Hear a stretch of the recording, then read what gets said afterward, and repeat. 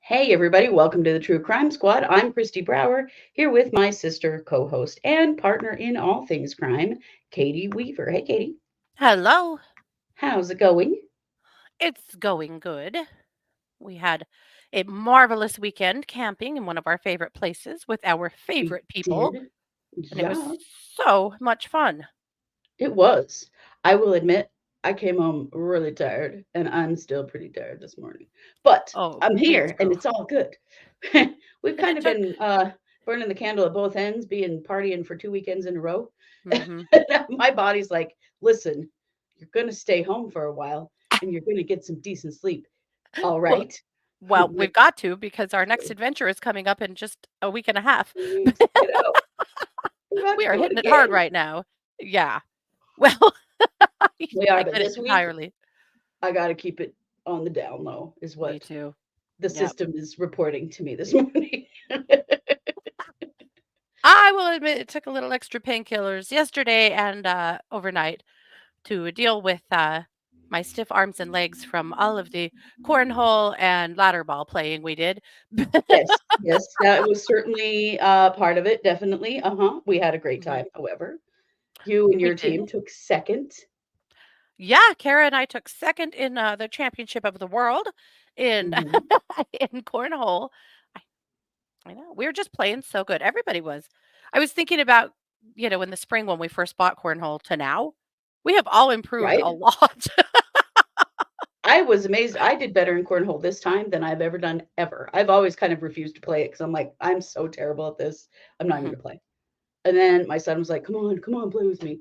And I actually did fairly decently. You So did, yeah. We're just, I guess practice makes perfect. We're getting there. I Now I just guess need we're my just shoulder to friends. come along for the ride.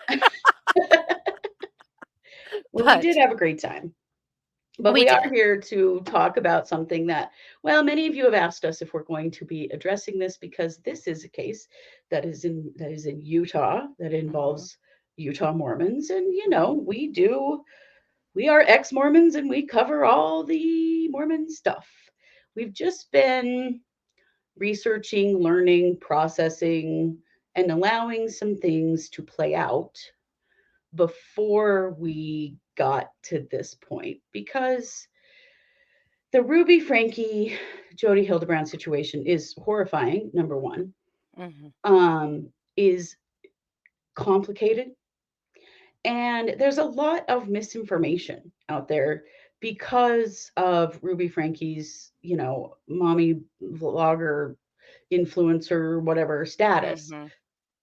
So we wanted to come to you with information that was true and also to you with information that is thought out on our part because Yeah. we always want to link back to this situation. What does this have to do with Mormonism? How is it connected? And I've got a couple of pretty good thoughts about that this time. And this is definitely a case that's going to get some heavy coverage from us. Mhm. And we will be following their trials and all of that jazz and following along with all of this because Oh, this is certainly. terrifying. This is, although this is happening very publicly, it is not as though it is unusual in the culture that we grew up in. No. This kind of abuse actually is not. And I know if you're a true believing Mormon, you're going to come at me with that, and I don't care because we've witnessed this stuff our entire lives, and we can tell you that we've seen this kind of child abuse happen in our communities since we were tiny children. So Mhm. we will share some of that with you. We will tell you that first and foremost, we did not experience this. We did not No. grow up in this kind of um, extreme authoritative parenting, extreme harsh parenting. We didn't grow up in this at all. This was N not our parents in the least. no, but we knew a lot of kids that did.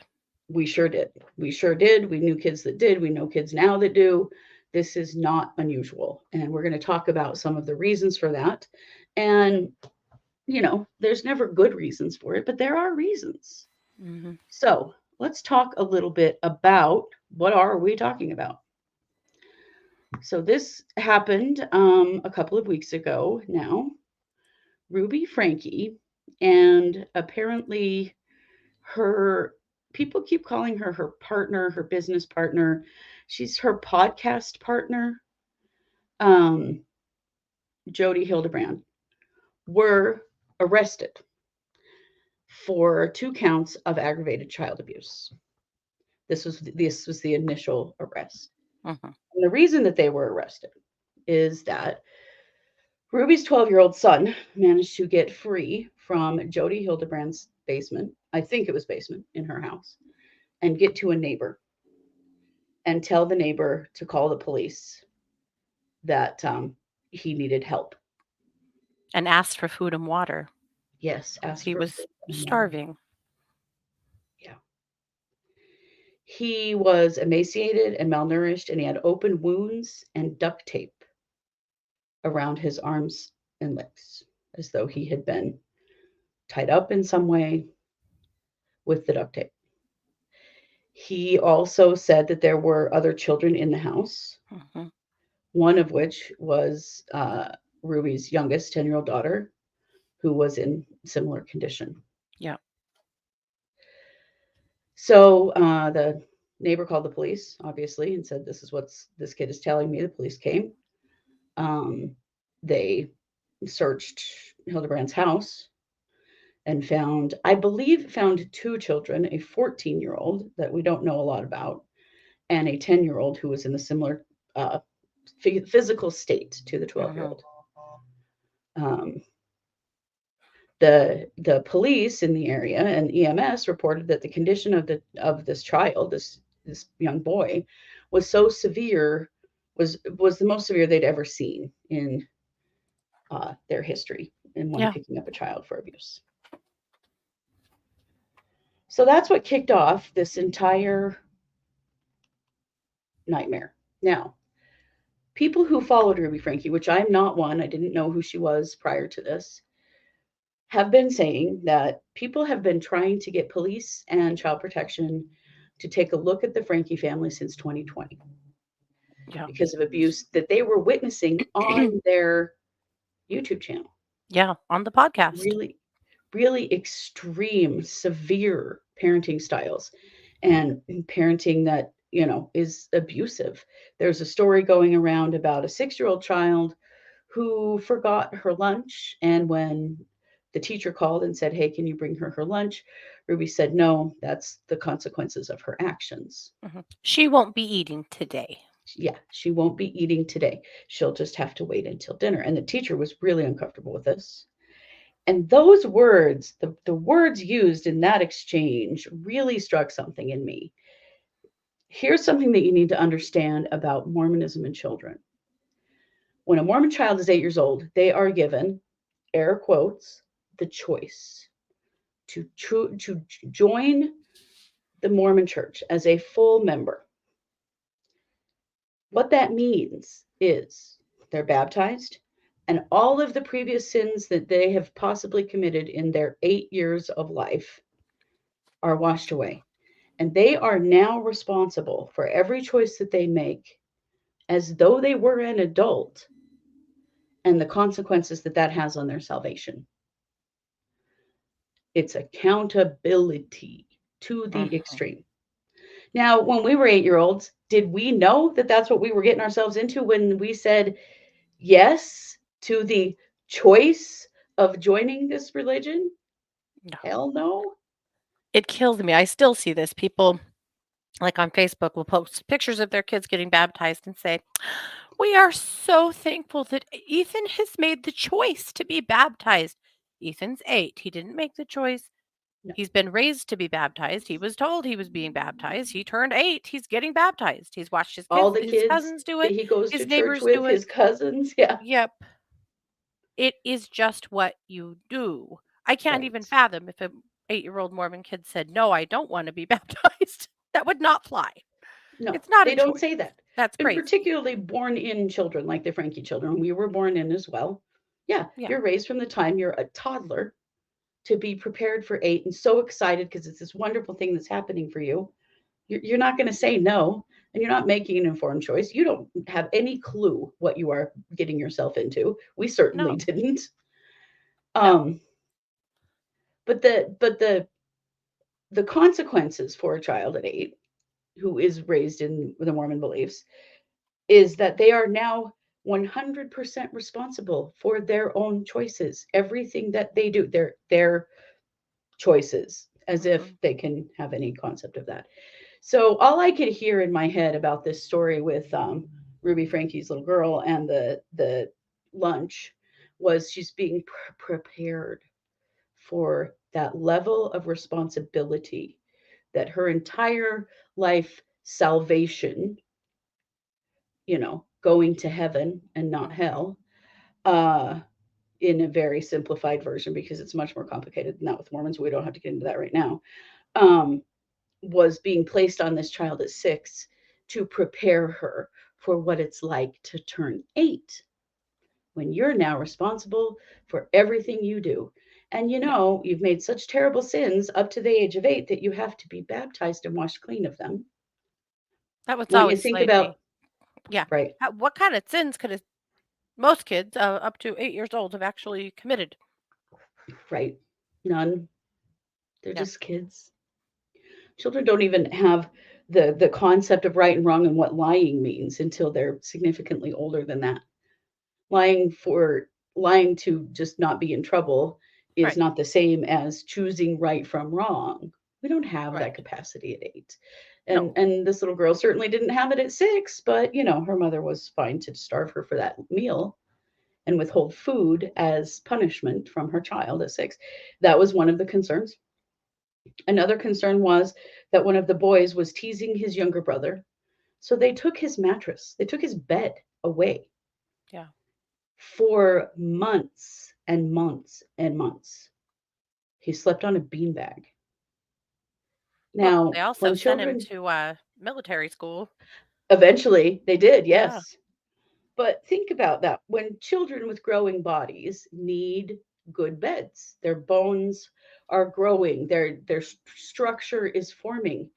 It's very detrimental for a child to sleep on an inadequate bed for months at a time while they're growing.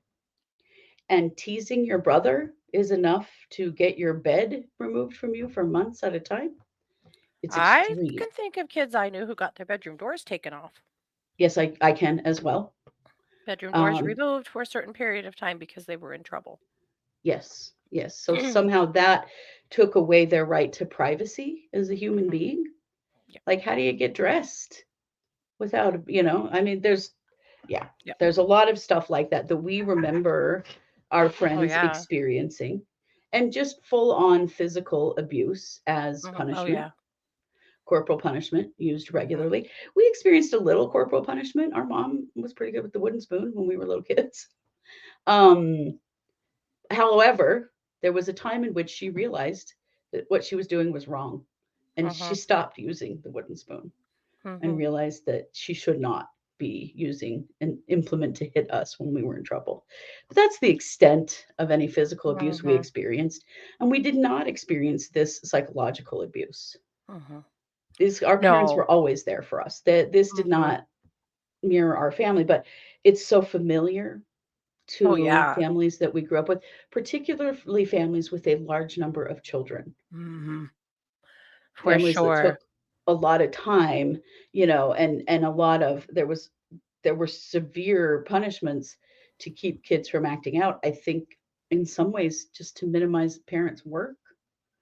Yeah. Well, and in the Mormon church, there is a lot of pressure on mothers to make sure that their kids follow all of the rules up until, uh, Yes. well, always, but right up to serving a mission, getting married in the temple, so that you Hmm. can have that forever family you were promised. Right. Because you were promised that if you did all of the right things and all of your children did all of the right things, then when you all die, you'll be together forever. And that is a promise that people take very, very personally and very, very seriously, obviously, Yeah. for good reason, right? People, of course, love their children, their spouses. They want to be together forever. So they receive this promise that if you do all of the things, then you can be. But then you have children who act, like children. And Right. it is your job to make sure that those kids follow the rules. And Yeah. people, whether it's to fulfill that promise or it's to save face, uh, or lots of things, people sometimes take it to the absolute extreme to make sure that their kids are doing all of the things.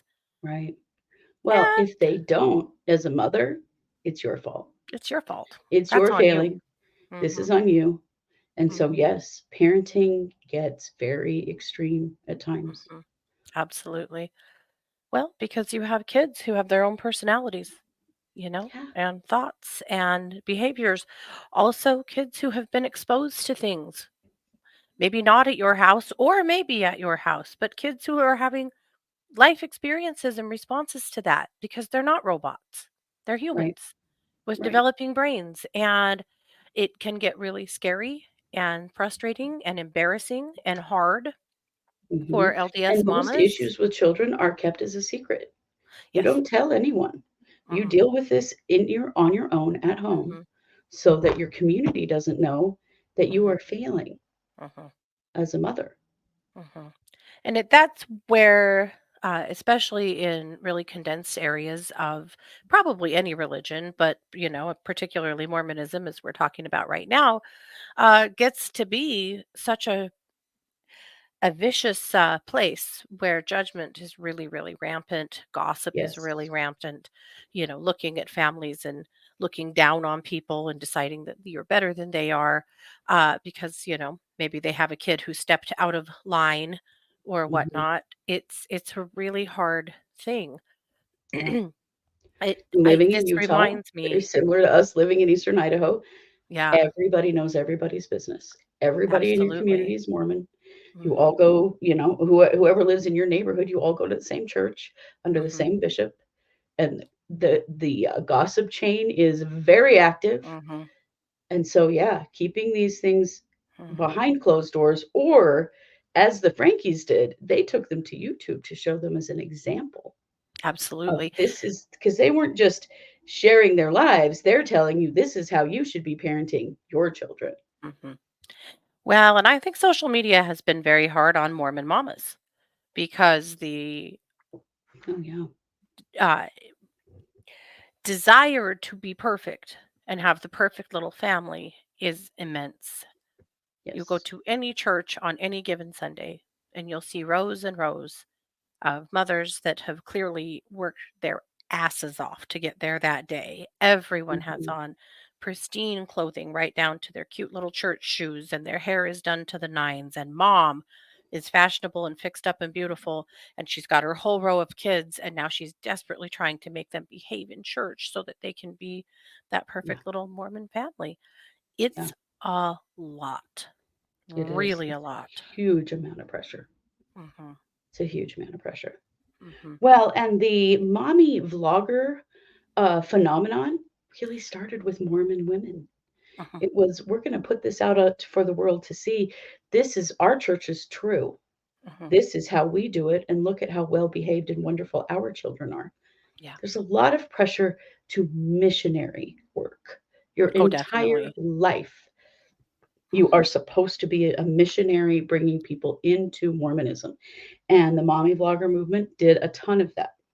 Oh, There are definitely. lots of Yeah. other fundamentalist Christian families that have done it as well, we know, Mhm. to their detriment and to the truth of what actually happens in real families, Mhm. including this one. But that's really where that movement began. Mhm. And, the Frankies, they put it all out there. Well, they Mhm. didn't put it all out there, but they put enough out there for people to have been concerned about them for years Yeah. leading up to this arrest. Now, Sherry, who is an adult, who is Ruby's oldest daughter, has spoken out and when posted a picture of the police surrounding Jodi Hildebrandt's house with just the single word finally Mhm. on social media after her mother was arrested. And she Yeah. has, since spoken out about the abuse that she and her Mhm. siblings have experienced and about how no one really wanted to get involved or help, which is very, very common in these situations. Um, It's Law much enforcement, more likely for a bishop to get involved and help. yeah. We talked about this. We had a story just last week about a case in Arizona where Mhm, a father was sexually abusing his children for like 10 years. And the bishop knew, the stake president knew, another bishop knew. And because of the church's rules around reporting, they did not find themselves compelled to report this abuse to the authorities. yeah. Uh, and unfortunately, and again, I know some of you are not going to like what we have to say today, and I don't know I can't help you. I Unfortunately, can't either. I mean, that is we've lived something that it. Now we're on happens. the outside looking in. And honestly, if this really triggers you, you should probably do some of your own research because Hmm. we're not talking about things that are uncommon. We are talking about things that No, are common. yeah, yep. But yeah, sorry, go on. Oh, that's just that's what I had. That it's much more common for a bishop to get involved than it Right, is for law enforcement to get involved. It makes me think right. of a case here in Rexburg, probably 10 years ago, where a young man was working at the daycare that his mother owned, a commercial daycare. Oh gosh, yes. And it was caught sexually abusing children at nap time, the 4-year-olds. Uh, and the mother of the child who was abused wanted the police to be involved. You'd expect that, right? She's not from here. And the police didn't get involved for the longest time. And even when they did, they assured her that they had turned this over to the bishop to handle. And she didn't think that was good enough because it wasn't. It's not. And she eventually went to the chief of police with a stack of paperwork, all of the results of all of the examinations that her son had received, statements from other parents who also believe this has happened to their child, a lot of Mhm. stuff.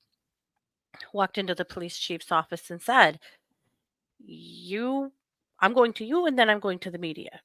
So you either tell me that charges are going to be filed here or I'm going to the media because this is not okay." He was still Yeah, working at the daycare. right.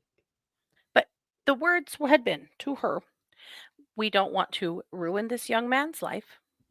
Yeah, We don't want to prevent this young man from being able to serve a mission. He made a mistake. We're going to give him a chance to repent." That's yeah. really, really common here. Yes, it is. These are the kinds of things we've heard Oh, all of yeah. our lives. And in this situation, so even when things were reported to police and CPS, it was the same attitude because you're Hmm. reporting to the people who are members of your own religion who want things to be handled by within the church. Let's let the Hmm. bishop deal with this. Now, Yeah. let's just remind you all that Mormons use untrained clergy. So the bishop might be a mechanic in his day job. He doesn't know how to deal with child abuse.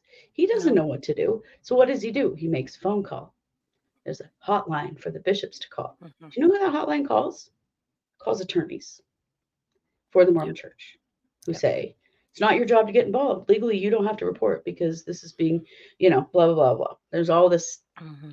political subterfuge and Hmm. legal subterfuge that goes on to make sure that the Mormon Church isn't held accountable in any way. And you might Right. notice if you've been following the Frankie case, not one word by the Mormon Church, No. nothing, And there won't be. not a Just statement, like and there will not not one be. word in the Lori Vallow case. And there Nope. won't be.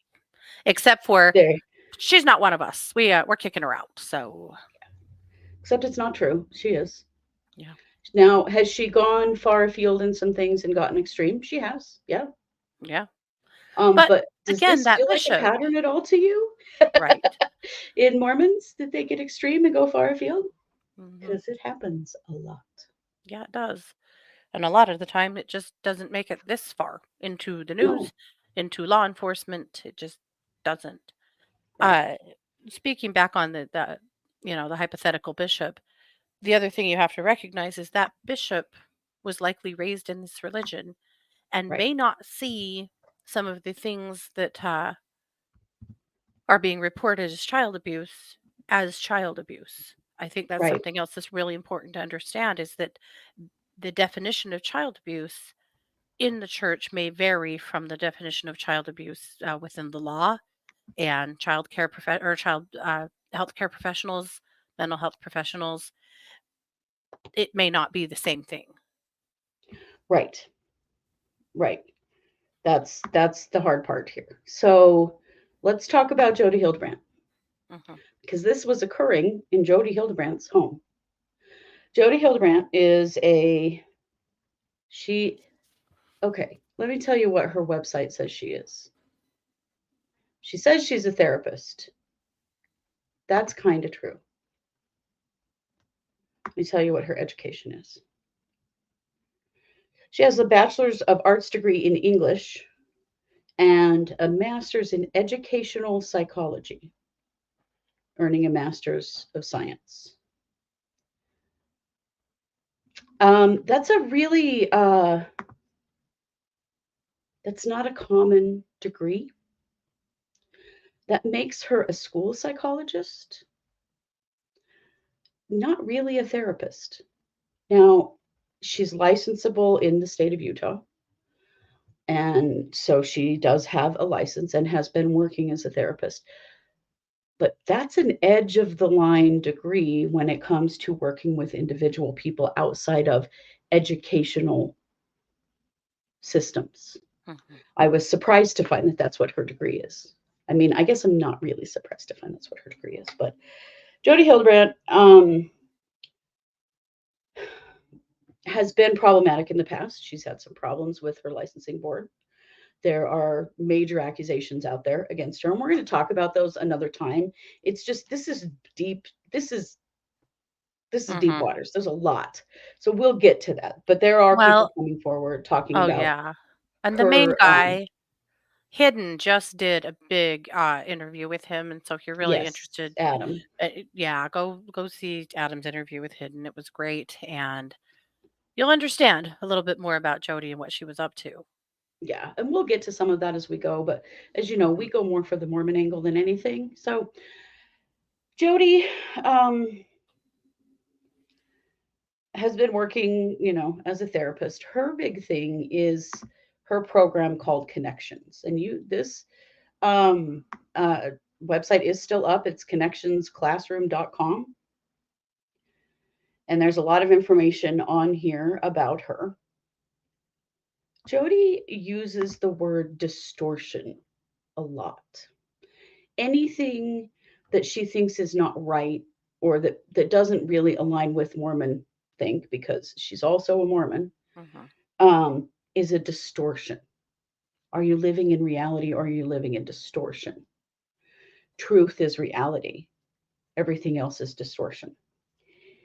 It's a dangerous tack to take because everything's a distortion if she says it's a distortion. Hmm. There's a big minimization going on of experiences of trauma in her work. She and um, she and Ruby have an Instagram called Moms of Truth. This has 335K followers. Moms of Truth. And Moms of Truth is all about, reality is truth. Everything else is a distortion. Let me just Oh give you boy. a quote that really concerns me right up front on her Instagram. Hmm. Victim is my choice to not be responsible for my thoughts, feelings, and behaviors. And she's quoted herself, which, by the way, huge red Gross. flag. Yeah. When people start quoting themselves on their own Instagram, Hmm. we need to have a conversation. But victim is a choice. This is a very common theme in everything she teaches. And it reminds me Hmm. so much of our Mormon upbringing because Hmm. we're just supposed to take everything to Heavenly Father. Hmm. Heavenly Father will solve every problem. Hmm. And if it's not solved, we didn't believe enough, we didn't pray enough, we aren't pure enough. It's our fault. Everything is our fault, particularly as women and girls. Mhm. Everything is our fault. And being Well, and a again, if victim, something happens to you, how did it's you your fault. what were you doing? Yep. Yeah, it is your fault. Everything Mhm. that happens to you is your fault. And it minimizes the actions of other people. It minimizes our own experiences and our experiences of being victimized. It's so familiar and it's so insidious to Mhm. teach people that every experience and every trauma you've experienced is your fault. And if you don't feel better about it, well, that's your fault too. Yep. No, no, no, no, no, no, no, no. This is all wrong. This is ugly, hateful, abusive rhetoric. Yep. And it's being packaged as connections and moms of truth and beautiful parenting work, because that's what Jodi and Ruby are doing together, is they are parenting podcasters.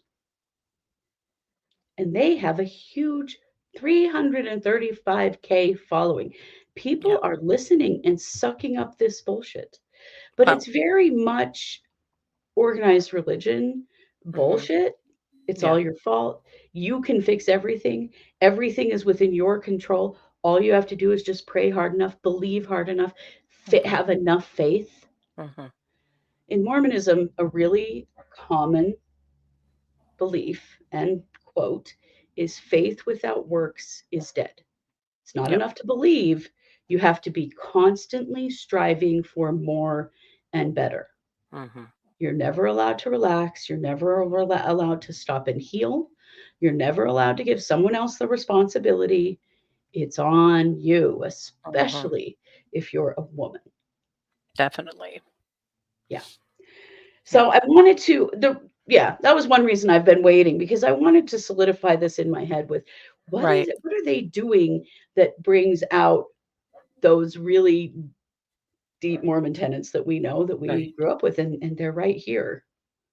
Well, They're and right on the here. size of that audience, before their Facebook page or their YouTube channel, the Frankie Family, their 8 Passengers channel was taken down, they had 2,000,000 followers. Yeah. 2,000,000. 2 million people listening to this bullshit thinking it's Mhm. okay. Well, and other podcasters, I've been really interested to read from other podcasters, recently about how a lot of, podcasters did not dare speak out about them publicly because they were so litigious. Yeah. So call out the child abuse that you're seeing publicly, and we'll go ahead and sue you. Yeah. Yeah. So here's where we are right now. Ruby and Jodi are still in jail. Mhm. Kevin, who is the dad of these children, is fighting for custody of them. He's publicly stating he had no idea any of this abuse was occurring. We all are looking at that with a real side eye, Mhm. and have a lot of questions about what the hell's going on. But he's trying to get his kids right now. Mhm. So they are now both charged with 6 counts of aggravated child abuse, Mhm. and they are both being held without bail. Sorry, do you think my cats missed me while we were camping? Because they were insisted on coming in with me. And if you're watching the video, you can see that Mimi is behind my head and Sandy is on my lap. And they're both like, listen, lady, you're not going anywhere. You owe us a lot of pets right now. Mhm. So yeah, they're like pinning me down. Sandy, that's Sandy's favorite thing, is to sit on me so I can't move. Mhm. So I have to pet her. Mhm. Anyway, so this is where it's at right now. Um, Ruby was in court on Friday. It was an absolute shit show, you guys. She Oh. made some of the most disgusting claims I can possibly imagine, and she blamed her children for all of this. Mhm. Yeah, here we are, accountability, remember? Yep. Also, though, my wife is a therapist, and so, and I'm a social worker, and so we always look at these things from a mental health standpoint, particularly where Jodi is also a psychologist. What's going on Mhm. here? Here's what they did. And Rhonda caught this the second I told her this. She said, "Oh yeah, they accused those kids of the one thing that they could get away with accusing, saying they had to confine those children to protect other children. Mhm. They accused these children. We're not going to use their names, and we're also not going to go into the accusations because they're minors and they're Yeah. victims, but accused them of being sexual predators themselves, Mhm. and that they were locking them up and tying them up to protect other children from them. To protect And the Rhonda, neighborhood from them, the which neighbor, was news to the neighborhood. yeah, who didn't even know these kids were there. Mhm. So Rhonda said, well, yeah, of course, that's exactly, of course they'd say that. Jodi would know that that is Mhm. the one gray area in which parents get a little leeway if they feel they have to protect other children from their children. Mhm. She said, I have seen that many times with parents who say they lock their children in their bedrooms at night. Mhm. And this is the excuse, is that they're afraid they're going to sexually assault or abuse another Mhm. child. And so they lock them in. Mhm. Here's the giant red flag over all of that. Jodi Hildebrandt is a mental health professional in the state of Utah. Yeah. She is required by law to Mhm. report any action that could harm another child. If these children, in fact, had these issues, she is required to report that immediately to Mhm. seek help from the police as well as the mental health community. Yeah. That is where she's probably going to lose her license. And Oh fingers gosh. crossed that she Yeah. will. She And should. hopefully she just won't get out of jail and we don't have to worry about it. But in reality, she's required. Mhm. She has a duty of care that has gone completely to the wayside here. Mhm. But that's where likely a lot of this has come from. Now, could it possibly be true? We have no idea. These people do Right. nothing but lie. We don't know what's true. No. She, Jodi Obviously, though, Hildebrandt, these kids were rebelling to the point that they were blowing their, you know, perfect parenting plans right on out of the water. yeah, yeah, and You and know. and the boy told the neighbor that it's okay what was happening to him because it was his fault. Yeah. He deserved it. And so Yeah. these kids believe, because remember, they're born in, guys. They are indoctrinated from birth. He believes that whatever he has done warrants this kind of abuse. Mhm. So Ruby Frankie had the gall to say that one of these children has been addicted to pornography since they were 3. 3. Anybody have a 3. 3-year-old? Any idea how they would get a hold of pornography? Do you think they'd even know what it was? Well, and let's define pornography from Let's an do. LDS standpoint. So the Yeah. LDS Church describes pornography as any depiction in pictures or writing that is intended to inappropriately arouse sexual feelings. It may be found in written material, including romance novels, photographs, movies, electronic images, video games, social media posts, phone apps, erotic telephone conversations, music, or any other medium. It's literally anything that the Mormon Church doesn't approve of. It really sucks because the way the church describes porn makes it nearly impossible to function in the world without feeling guilty that you have somehow consumed porn without meaning to. See these shoulders? These are what are known Pornography. as porn shoulders, my friends. Mormon girls and women are not supposed to show their shoulders Mm-mm. at all. Because that could At arouse sexual feelings in the boys. It's a reason why you these days almost always see me in something sleeveless because Mhm. I'm pretty damn proud of my tattooed porn shoulders because I was raised believing that my body was somehow dirty to people Mhm. around me. That's what they taught Mhm. us. Right. And that So you these could children were addicted to inadvertently, porn. What the fuck would that even be? It could be right, anything. And right. yeah, and then I was in fact responsible if I was ever sexually assaulted or harmed by anyone. Well, Mhm. I was showing off my shoulders, so I deserved it, right? What were you doing? Yeah. Yeah. Yeah. So what does that even mean that Ruby was saying? We don't know. We don't, Is but this what we all do just know is that bullshit? Probably. Jodi Hildebrandt has been a counselor for porn addiction, also porn addiction. I got my Mark Means figures going crazy this You morning. do. Well, Uh, it's kind of the same thing when we talk about this stuff. well, in the 80s and 90s, the LDS Church got really, really radical about pornography. That's where it Yeah. all started from. We talk about a satanic panic in the world in the 80s and 90s, 70s, 80s, 90s. Uh, porn panic really took Yes. over the LDS Church. Well, it's really when, when things started going digital and Hmm. access to pornography went from you have to buy the channel or the magazine to Hmm. you can look at it on your computer or your phone. Uh-huh. Yeah, they Yep. lost the chains of control, guys. Hmm. The internet has really done a number on the Mormon church.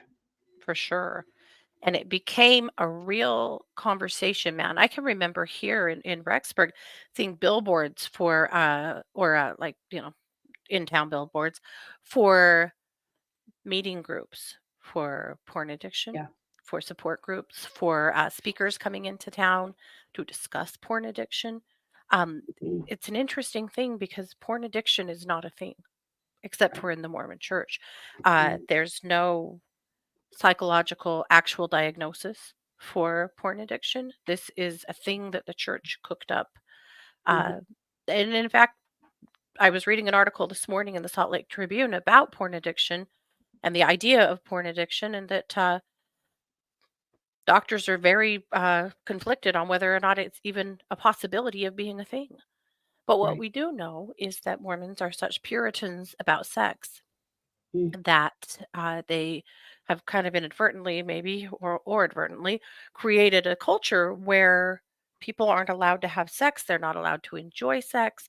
Even after people get married, they've been so scared of sex because of all of the things that they've been told about, how sinful sex is until the second you get married, and then it's wham bam, but it's not because yeah. you are How taught. many times have we heard stories about girls who could not go through with it on their wedding night Oh, yeah. because they had lived their entire lives so afraid of Hmm. ever breaking the law of chastity that even Hmm. after marriage, they really didn't even want to go there then.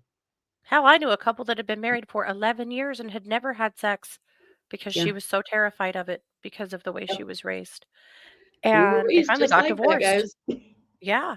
Yeah. And so, yes, porn has, it probably did sweep through the church and members of the church in a way that maybe it didn't others, or maybe it did. That But might be what the the the funny part of this whole reality versus distortion thing is that we grew up in mhm, distortion. We grew right. up in a distortion of reality that was the Mormon Church, Hmm. and when reality lands on distortion, people have a tendency to choose reality. Hmm. And that, I think that's exactly what you're saying Yeah. with with Yeah. pornography, particularly. And I mean, pornography, Hmm. guys. We were not allowed to watch R-rated movies. That was pornography. No. Yeah. Okay, we're Yeah. talking stuff that's not pornography that we Hmm. were raised to see as pornography. Oh my gosh. When I was in college, I went to Europe with Rick's college, a LDS owned church, a Mormon owned church or school, sorry, a college. And when we were in Europe, the billboards, the pictures on the sides of buses was pornography. Yeah, because they're not And afraid of nudity. we were invited to absolutely not be looking at things like that because that was a sin. When we went to Pompeii, all of us, there were 50 girls on that trip and two or three men that were the supervisors of us. Of course, you must have your And priesthood supervisors at all times. yeah, and we had to wait uh, outside while the men went through Pompeii first to decide what was and wasn't appropriate for us to see. And there were certain rooms that we were not allowed to visit because of the pornography. We went to Florence and we saw the statue David, and we were horrified. A lot of girls in our group were very embarrassed. They were really shook up. They didn't realize they were going to be seeing a naked man, and that was pornography, and it was a sin. And it was very upsetting for some of the people in our group. Yeah, This stuff goes really, really deep, it really does. deep. It does. Hmm. And so this situation with Ruby Frankie and Jodi Hildebrandt is putting Mormon doctrine and Mormon culture on blast Mhm. in a way that you might not realize. Yeah. Because it just seems like they're shitty, abusive people. They are. Mhm. Mhm. But they're shitty, abusive people who are shitty and abusive based on their beliefs Mhm. and enacting their beliefs in an extreme way No, and on we may innocent be one children. of the only people that call this out as a cultural thing, that and a religious thing that they were probably both raised in, and not giving them any excuses whatsoever. No, Absolutely not. But just pointing out that this is a cultural thing within the church. And I know some of you yes. aren't going to like the fact that we're saying that, or like that we're saying it. You're going to bring your own I don't distortion care. here. That's cool. You go ahead and You know, do it. child abuse is never okay. I don't care. I don't care what reason you think that they might have had. They didn't. And if in fact these children were a risk to other people, they both, as a parent and as a psychologist, had a responsibility to report those things and to seek help Hmm. immediately. Hmm. And Real help, abusing, professional starving, help. yeah, abusing and starving and detaining these kids was not the answer in any No. way. And so they are still 100% responsible in this situation.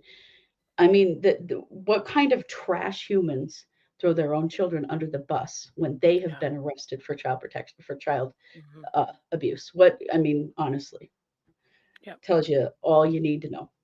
Yep. But there's going to be a lot more to this case, I think. Oh yeah. There may be more charges. We don't know.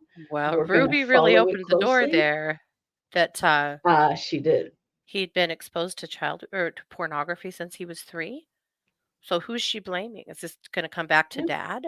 Who's she Is this blaming? coming back to dad? Because there are Or is lots of this that questions about one where the bad hell has kid who they dad had to been? send off to military school? Like, where is this coming from? It's coming from Yeah, somewhere. This is a part of her it is. defense. It is. But a part of her defense may have just opened herself up to more charges, frankly. Hmm. If Yeah. she, in fact, does have a child who has been molesting children, and I'm not saying she does, okay? I'm not saying anything about these children because I Hmm. don't know. But if that does become true, it's still her fault. It's still her Hmm. responsibility. She knew and she did nothing about it. And Hmm. these kids are 10 and 12, you guys. They're Hmm. little kids. Yeah. They're 10 and 12. Yeah. So we're going to keep following this. We're going to go deeper on all of it. We'll go deeper on Jodi Hildebrandt. We'll get deeper on 8 passengers. We're going to go through all of it. But this is the way we wanted to kick it off to help you understand, to couch it in their religious beliefs and culture, because it is coming directly from all of that.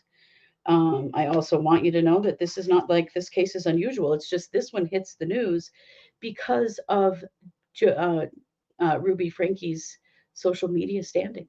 Yeah. You think there aren't other cases like this in Utah and in Idaho and in other states? Yes, there are Yeah. many. There are. They just aren't important people. Hmm. So we're going to be coming back to you with more of that. So you wanted us to talk about it? Well, there you go. We will be back with a lot more great content. We're really trying hard to get back to our usual schedule of content. We've just, Hmm. summer. First, we had the Lori Vallow trial and then summer, and that always kind of throws our schedule off a bit. But we Hmm. are trying to get back to our regularly scheduled stuff, and we will be here more this week with more recorded content. We'll be back with our case updates live stream on Wednesday night at 7 p.m. Mountain on our YouTube and Facebook page. Hmm. And thanks for being here. Thanks for holding out and listening. We know this is a lot and it's heavy, and you can see why it's taken us a little while to be prepared to respond, but we will respond. Don't you worry. Thanks for being here. Yeah. You know what? We are the True Crime Squad. Have a good day. Take care.